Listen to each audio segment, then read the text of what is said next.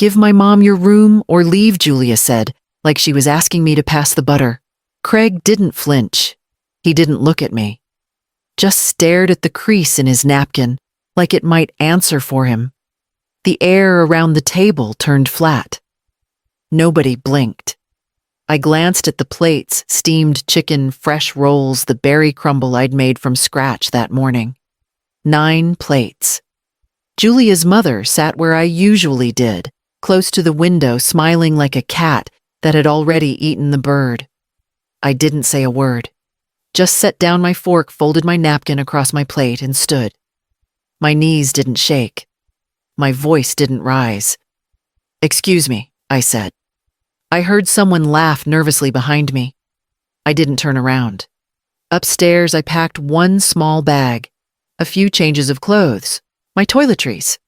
I took the photo of Harold from the nightstand, him in his tool belt, grinning with one missing front tooth, and the envelope from the drawer below it. The deed still had both our names. I didn't slam a single door. I didn't leave a note. Outside, the air smelled of pine mulch and the neighbor's grill. My car started on the first try.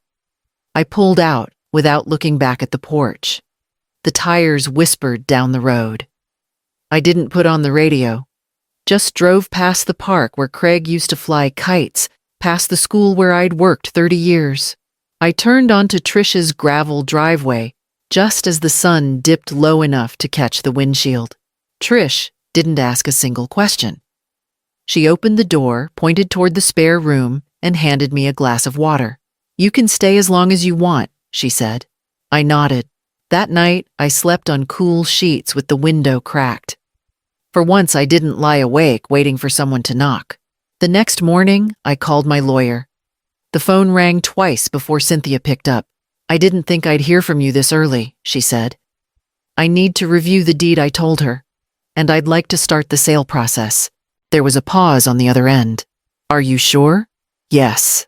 I sat on Trish's porch while we talked her dog asleep by my feet, the lake still as glass. The folder rested on my lap, the same one Harold and I had tucked away all those years ago when we made the last payment. I slid the deed out and checked the name again. It was still mine. When Craig moved in temporarily last year, I never imagined it would stretch into this. He needed a place after the layoff, Julia said. Just until they got back on their feet. I cleared out the guest room, restocked the pantry, and shifted my routine to give them space. That space had vanished faster than I could keep up with it. Cynthia said she'd start the paperwork. She reminded me to list the house discreetly if I didn't want Julia getting wind of it too early. I agreed. Back inside, I made coffee and wrote a short list of things I'd still need to collect from the house. Not furniture, just important files. A few tools Harold left behind the cookbook with my mother's handwriting in the margins. I called the locksmith after lunch, gave them the address and a date. I didn't want anything changed just yet, but I would soon. That evening, Trish made pasta, and we sat out under the porch light like we used to in our 30s. She didn't ask for details. I didn't offer any. There was nothing left to explain. I didn't call Craig. I didn't send a message. Instead, I found the listing Rita had once sent me, a little lake cottage with white trim and a wide porch. I bookmarked it, then stared at it for a long while. By morning, I had an appointment to see it. Julia's mother arrived on a Wednesday.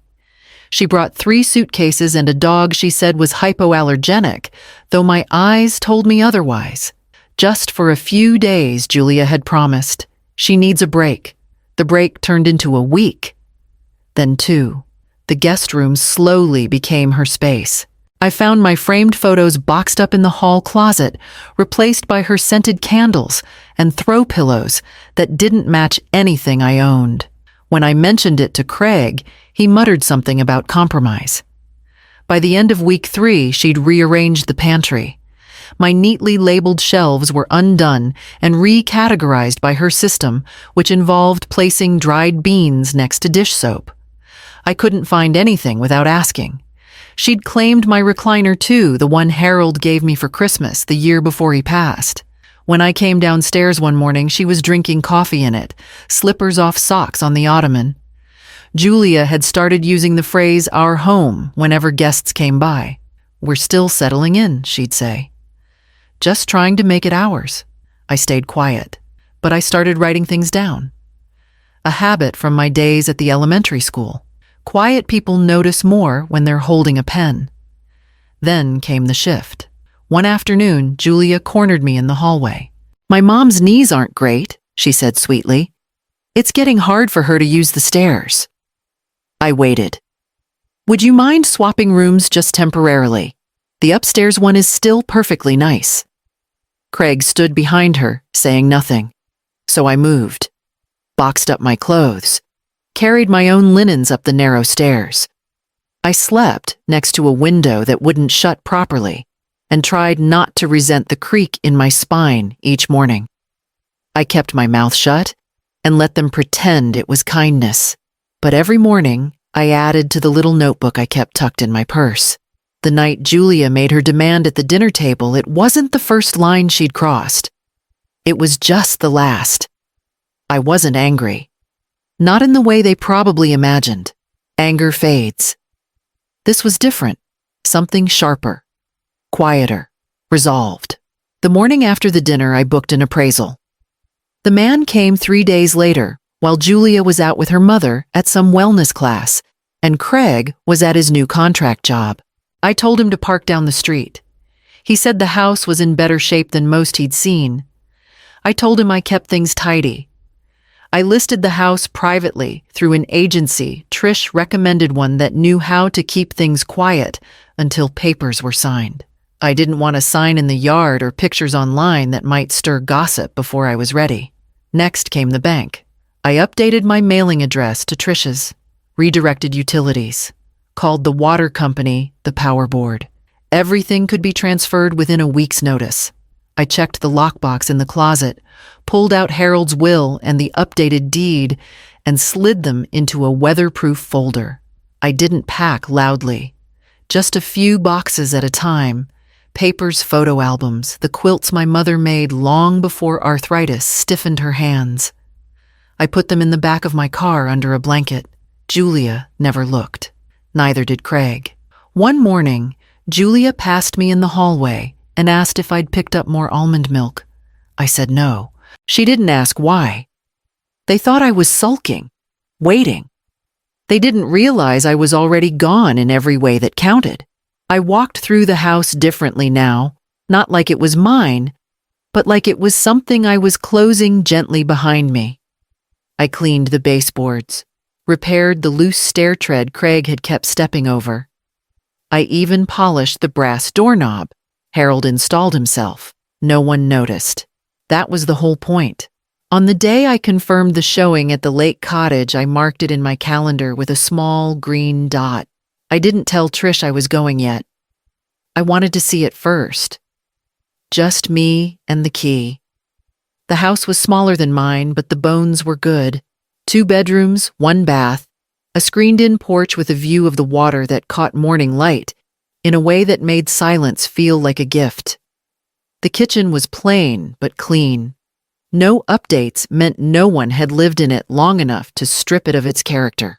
Trish stood beside me as I walked through. She didn't talk much. Just watched me trace my fingers along the window frames, saw me test the old hinges without asking what I was thinking. When I stepped out onto the porch and took a long breath, she said quietly, "It suits you." Her broker arrived 15 minutes later. I didn't haggle. I'd saved for years, not for anything in particular, just in case. Turns out just in case was finally here. I made the offer, filled out the paperwork, and signed the first round of documents on the hood of Trish's truck. She handed me a pen with a tiny plastic flower taped to the end. I kept it. The cabin didn't have much furniture, but that didn't matter. I didn't want to bring old weight into a new space. Just my books. Harold's photo and the clock from the kitchen. I'd find a second-hand armchair and a small table for the porch. Maybe plant something near the front steps. That evening, we stopped for sandwiches on the way back. Trish talked about the neighbor across the lake, someone who made apple preserves and traded jars for yard work. I nodded, listened. It all felt far away and close at the same time. I didn't text Craig. I didn't tell him I'd bought a new house or that I'd put the old one on the market. I knew if I did, he'd ask questions I didn't owe him answers to. Back at her cottage, I sat with a cup of warm milk and turned over the key in my hand, the one I'd been given for the lake house. It had a little tag with my name on it already. The date on the closing documents was set. Craig's name lit up my phone 3 days after the paperwork cleared. I let it ring twice before answering. "Where are you?" he asked, no greeting, just panic under the surface. "I'm fine," I said. "The house is sold. Closing's in 2 weeks." There was a pause just long enough for the meaning to sink in. Then I heard Julia in the background. She wasn't asking questions. She was shouting. "You didn't even tell us," Craig snapped. "I didn't know you notice. You never asked if you were tenants." "She's your family," Julia shouted behind him. "You can't just—" I hung up. That afternoon, Cynthia filed the formal eviction notice and had it posted on the front door. She warned me they'd probably take it down, so she made sure to file a duplicate with the county and requested a visit from the sheriff's office if necessary. Julia's mother tried to peel it off an hour later. Trish's neighbor called to let me know she saw it happen. By morning, the sheriff had already posted a second notice. This one was laminated and nailed in place. I didn't gloat. I didn't even feel relief. What I felt was stillness, like I'd been walking around with a weight on my chest, and someone had finally lifted it. Cynthia called me later that evening. She'd sent over the rest of the legal paperwork to Julia and Craig's emails, along with a copy of the original deed and the terms of the sale. "It's done," she said. "They're officially on borrowed time. The lake house would be ready in 10 days. The new owners would take possession of the old house the day after." I had a narrow window to return, gather what was left, and say goodbye on my own terms. I made a list that night. It was shorter than I expected. Most of the things that mattered to me were already with me. Trish showed me the post while we were drinking coffee on the porch. Julia had written, "Kicked out by a heartless mother-in-law. My mom and I are homeless because she sold the house out from under us." The comments came in fast: high school friends, old co-workers, people who only knew her from profile pictures. Most offered sympathy. "That's awful. How could she do that? You poor thing." Then a neighbor chimed in. "Didn't she buy the groceries? Pay the bills? That's still her house, right?" Another one added, "You've been living there rent-free for over a year. Maybe say thank you instead." The tone shifted. Julia tried replying something about being promised a future, but it didn't land. A third comment mentioned seeing the eviction notice on the door. Someone else asked why Julia's mom had been redecorating a house she didn't own. By the end of the day, the post disappeared. Craig sent me a message that evening. "We didn't think you'd really go." That was all he wrote. I stared at the screen for a long time, thought about what I could say, how I could explain that it wasn't about punishment or revenge. It was about space, about being edged out of my own life until I had nowhere left to stand. I didn't reply. There wasn't a version of that explanation he'd hear anyway. Instead, I went to the back room of Trish's house and opened a new box I hadn't unpacked yet. Inside were the kitchen clock, my sewing kit, and the folded letter Harold had written to me the year before he died. I didn't read it again, I just held it for a minute, before tucking it into the drawer beside my bed. The lake house was almost ready. One more trip to the old house, and then I could lock the door behind me for the last time. I parked across the street from the house and sat for a minute before getting out. The curtains were drawn the way Julia always kept them. The yard looked dry, a patch of weeds climbing along the mailbox. It used to be tidy. Harold and I had planted lilies by the fence the spring before he passed. Only a few still bloomed. Inside, the air felt stale. The furniture had been moved around as if they couldn't decide how to live in someone else's space. A chair leg was cracked, the banister chipped where Julia's mother must have leaned too hard on it. The smell of heavy perfume lingered faintly under the scent of bleach. I opened the windows to let some air in. Most of what I'd left behind wasn't mine anymore, not really. I'd already taken what mattered. But I walked the rooms anyway, tracing the walls with my fingertips, counting the small dents and scratches I still remembered. The kitchen was the hardest. The clock above the stove had a fine layer of dust along its edge, like time had been waiting for me to reclaim it. I unhooked it carefully and wrapped it in a towel. In the basement, Harold's old tools sat where I'd left them, neat and oiled. I picked up his favorite wrench, the one he'd refused to replace, even when the handle cracked. I ran my thumb over the metal and smiled. A moving truck pulled up outside. 2 men stepping out with clipboards and good intentions. I met them at the door and handed them the keys. The taller one nodded toward the rooms. "You all set, ma'am?" "All set," I said. They carried boxes in as I stepped down the porch stairs. The screen door clicked shut behind me for the last time. I didn't look back at the windows or the yard. The past didn't need witnesses.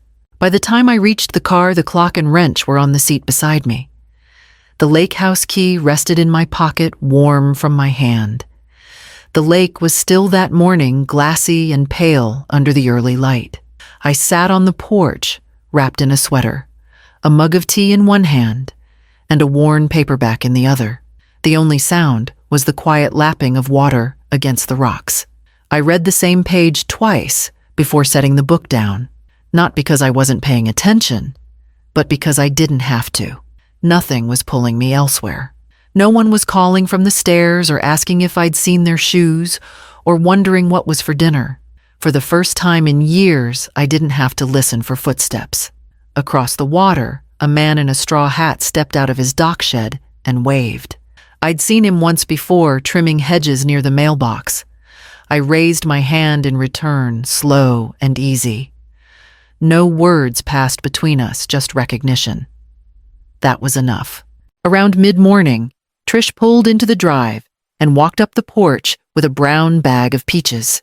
"Ripest ones I could find," she said, handing them to me like an offering. I took one and bit in without ceremony. It was sweet, messy, real. We sat outside for an hour, maybe more. Talked about the weather, the chipmunk that kept stealing from her bird feeder, and the little thrift store up the road that sometimes got real linen in. Neither of us mentioned the house, or Craig, or Julia. At one point, she asked if I needed help setting up the mailbox stake. I told her I'd already done it. She smiled. When she left, I peeled another peach and leaned back in the porch chair I'd bought secondhand from a church sale last week. It creaked a little, but the seat held firm. The sun had shifted westward by then, and the trees cast long shadows across the yard. I watched them stretch and slide slow and certain across the gravel path leading down to the dock. I still had a drawer to organize and curtains to hem, but for now, I let myself sit still. And later, I wrote a letter I didn't plan to send. I wrote the letter after lunch, sitting at the little table near the window with a view of the lake. The paper was thick-lined, the kind Harold used to keep in the desk drawer for thank you notes and birthday cards. I used a pen that felt heavy in my hand and let the words come one at a time. "Craig, I loved raising you, but I won't raise your choices." I kept writing, not with bitterness, not with blame, just with truth. I told him how proud I once was to see him carry his backpack to kindergarten without needing to be reminded, how carefully he used to measure sugar when helping me bake, how I still remembered the first time he apologized without being asked. He used to have such a tender heart. And then I folded the letter and slipped it into an envelope unsigned. I didn't seal it. I placed it in the drawer beside my bed, beneath Harold's wrench, and the little dish of sea glass I'd collected from a trip years ago. I didn't plan to open it again. That afternoon, I dug a small patch of soil by the porch and planted a rosemary bush. Not for symbolism, just because it thrived in sun and didn't need much tending. The scent lingered on my hands afterward, clean and sharp. I liked it. I watered the roots and brushed the dirt from my knees. Then I swept the porch and folded the towel Trish had left behind. I poured a glass of water and sat back in my chair to watch the sky turn. By nightfall, the lake was still. The stars hung low and clear, scattered like something carefully laid out just for me. I didn't feel empty. I didn't feel triumphant either. I felt whole. When I stood to go inside the porch, light flicked on. I paused a moment, hand on the screen door, and took one last breath of the night air. Then I stepped into my home and shut the door behind me.